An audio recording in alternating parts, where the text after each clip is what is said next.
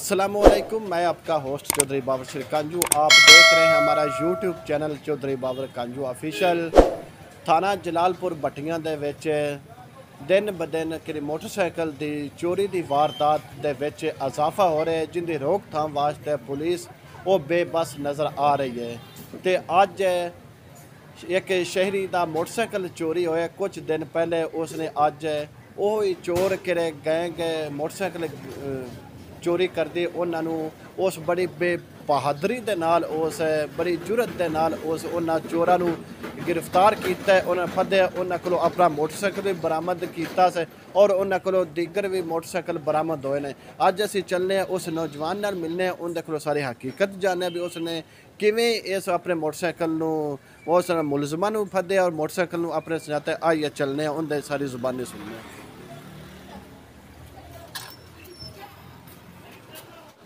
जी इस वक्त साढ़े नाल जेह्ड़े नौजवान मोटरसाइकिल जिन्हें दा चोरी होए वो मालक साढ़े मौजूद रहे। इन्हां नाल गुफ्तगू पहले असीं करने आ, फिर उस नौजवान नाल भी गुफ्तगू करांगे जिन्ना बड़ी बहादरी दे नाल उन्हां चोरां नूं गिरफ्तार किया। अस्सलाम वालेकुम। वालेकुम अस्सलाम। अच्छा भाई साहब, ये मोटरसाइकिल जिहड़ा अज बरामद होया ना चोरां कोलों, वो तुहाडा मोटरसाइकिल है? जी बिल्कुल साडा ते मोटरसाइकिल। मोटरसाइकिल किवें तुहाडा चोरी होया सी, कित्थे तुसीं खड़ा कर गए हो? मैं सुबह तकरीबन 8:30 बजे स्कूलों आया, घरों आया स्कूल जी ते थाने में खड़ा किया मोटरसाइकिल ते थाने दे विचों मोटरसाइकिल तुहाडा चोरी होया है? जी थाने वो किस तरह होए? मैं थाने खड़ा किया ते मैं स्कूल चला गया। जी स्कूलों छुट्टी टाइम मैं ते मैं देखा मेरा मोटरसाइकिल नहीं सी, फिर मैं पापा ने कॉल की ते वो आए ने।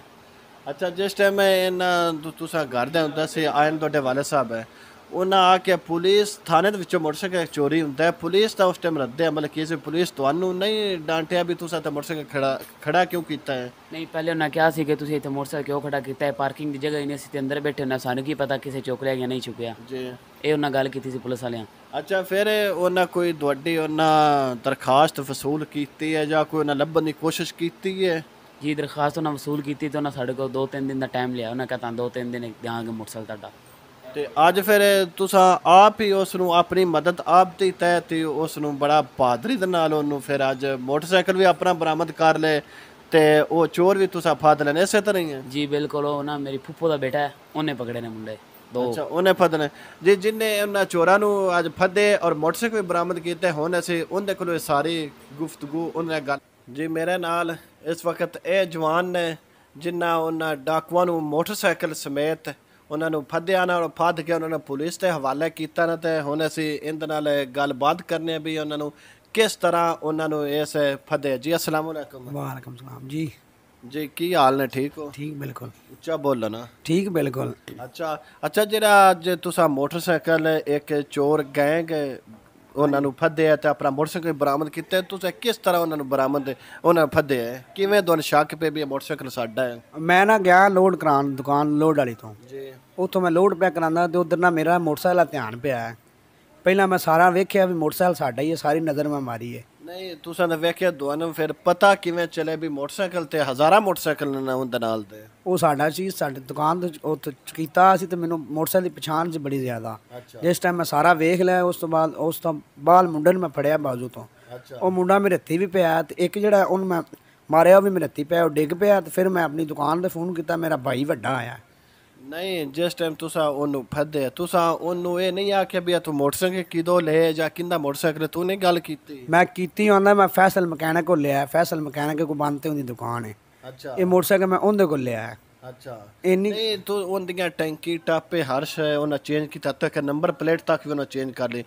फिर तू उन्होंने मोटरसाइकिल की केड़ी अहम चीज़ है, केड़ी निशानी तुसा नोट करके अपना मोटरसाइकिल समझाता है? टैंकी ਦੇ ਉੱਤੇ ਦੋਵਾਂ ਪਾਸੇ ਚਿੱਬ ਸੀ ਤੇ ਪਿੱਛੇ ਚਿੱਟੀ ਲਾਈਟ ਲੱਗੀ ਸੀ, ਸਾਨੂੰ ਪਤਾ ਸੀ।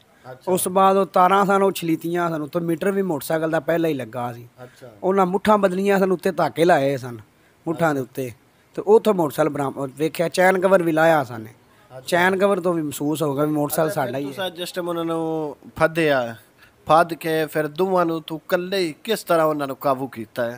ਉਹ ਇੱਕ ਨੂੰ ਮੈਂ ਮਾਰਿਆ ਤੇ ਉਹ ਡਿੱਗ ਪਿਆ ਥੱਲੇ ਤੇ बाल हथ नहीं मारिया कदें? ਨਹੀਂ ਬਾਹਲਾ ਨਹੀਂ ਮਾਰਿਆ ਮੁੱਕਾ ਹੀ ਅੱਗੋਂ ਮੇਰੇ ਹੱਥੀ ਪੈਣ ਨੂੰ ਆਇਆ, ਉਹਨੂੰ ਫਿਰ ਮੈਂ ਮਾਰਿਆ, ਉਹ ਡਿੱਗ ਪਿਆ। अच्छा ਬਾਅਦ ਮੇਰਾ ਭਾਈ ਆ ਗਿਆ, ਉਹਨੂੰ ਮੈਂ ਇੱਕ ਨੂੰ ਆਖਿਆ ਤੂੰ ਲੈ ਜਾ, ਇੱਕ ਨੂੰ ਮੈਂ ਕੋ ਟੈਂਕੀ ਤੇ ਬਾ ਕੇ ਅੱਗੇ ਲਿਆਂਦਾ ਧੱਕੇ ਨਾਲ। अच्छा मोटरसाइकिल भी तू चला के लियांदा है ते उधर ओनू फद के तू टैंकी ते पा के भी लियांदा है? ਉਹਨੂੰ ਮੈਂ ਟੈਂਕੀ ਦੇ ਅੱਗੇ नहीं, वो फिर एडी कमजोर है कोई नशाई तो ना है? ਪਤਾ ਨਹੀਂ ਨਸ਼ਈ ਸੀ ਜਿਵੇਂ ਅਸੀਂ ਹੁਣ ਟੈਂਕੀ ਤੇ ਬਹਾ ਕੇ ਲੈਂਦਾ ਇੱਥੇ ਬਾਹਰ ਫਿਰ ਨਹੀਂ ਵੇਖੋ ਨਾ ਇੱਕ ਚੋਰ ਹੁੰਦਾ ਹੈ ਜਾਂ ਡਾਕੂ ਹੁੰਦਾ ਹੈ, ਉਹਦੇ ਵਿੱਚ ਤੇ ਕੂਵਤ ਇੰਨੀ ਕੁ ਹੁੰਦੀ ਹੈ, ਉਹ ਭਾਵੇਂ ਫੱਦੇ ਵੇਲੇ ਨਿਕਲ ਜਾਂਦਾ, ਤੂੰ ਉਹਨੂੰ ਇਕੱਲੇ ਨੂੰ ਲਿਆਂਦਾ, ਕਿਵੇਂ ਮੁੜ ਤੂੰ ਲਿਆਂਦਾ? ਉਹਨੂੰ ਜਾਂ ਉਹ ਡਰ ਗਏ?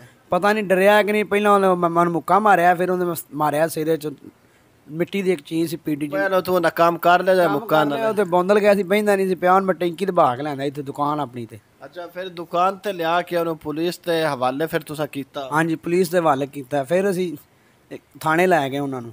ਅੱਛਾ, ਥਾਣੇ ਉਹ ਲੈ ਗਏ, ਉਹਨੂੰ ਪੁਲਿਸ ਹੁੰਦੀ ਕਿ ਪਹਿਲੇ ਤਫਤੀਸ਼ ਕਰਦੀ ਹੈ, ਪੁੱਛਗਿੱਛ ਉਹ ਤੁਹਾਡੇ ਸਾਹਮਣੇ ਹੋਈ ਹੈ, ਕੀ ਉਹਨਾਂ ਕੋਲ ਬਰਾਮਦ ਹੋਏ?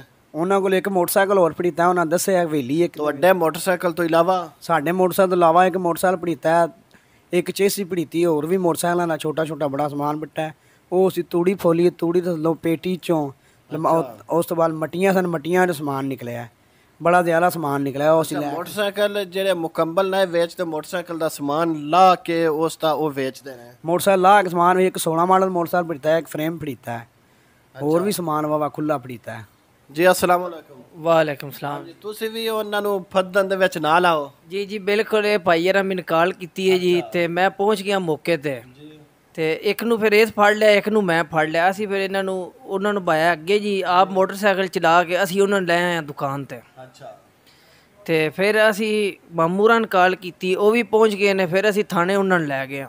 ਥਾਣੇ ਲਿਜਾਣ ਤੋਂ ਬਾਅਦ ਅਸੀਂ ਸਾਨੂੰ ਜਿਸ ਟਾਈਮ ਉਹਨਾਂ ਤੁਸੀਂ ਇੱਥੇ ਦੁਕਾਨ ਤੇ ਲਿਆਂਦਾ ਹੈ, ਉਹਨਾਂ ਤੁਹਾਨੂੰ ਤੋਂ ਕੋਈ ਵੇਖਿਆ ਕਿਹੜਾ ਵੀ ਮੁਲਜ਼ਮ ਹੁੰਦਾ, ਉਹ ਆਂਦਾ ਜੀ ਸਾਤੋਂ ਗਲਤੀ ਹੋ ਗਈ ਹੈ, ਗਲਤੀ ਹੋ ਗਈ, ਮਾਫੀ ਦਿਓ ਜੀ, ਮਾਫੀ ਦਿਓ, ਉਹਨਾਂ ਤੁਹਾਡੇ ਨਾਲ ਨਹੀਂ ਬਹਿਸ ਕੀਤੀ? ਨਹੀਂ ਜੀ, ਇੰਜ ਦੀ ਉਹਨਾਂ ਕੋਈ ਗੱਲ ਨਹੀਂ ਕੀਤੀ ਸਾਨੂੰ। ਉਹ ਇਹ ਹੀ ਕਹਿੰਦੇ ਸੀ ਜੀ ਅਸੀਂ ਮੋਟਰਸਾਈਕਲ ਲਿਆ ਕਿਸੇ ਮਕੈਨਿਕ ਦੇ ਕੋਲੋਂ ਜੀ, ਫੈਸਲ ਨਾਂ ਲੈਂਦੇ ਸੀ। ਅਸੀਂ ਕਿਹਾ ਤੁਸੀਂ ਜਿੰਦੇ ਕੋਲੋਂ ਵੀ ਲਿਆ ਨਾ ਜੀ, ਫਿਲਹਾਲ ਤੁਹਾਡੇ ਕੋਲੋਂ ਸਾਨੂੰ ਬਰਾਮਦ ਹੋਇਆ, ਤੁਸੀਂ ਇਹਦੀ ਸਾਨੂੰ ਗੱਲ ਦੱਸੋ ਕੀ ਗੱਲ ਹੈ।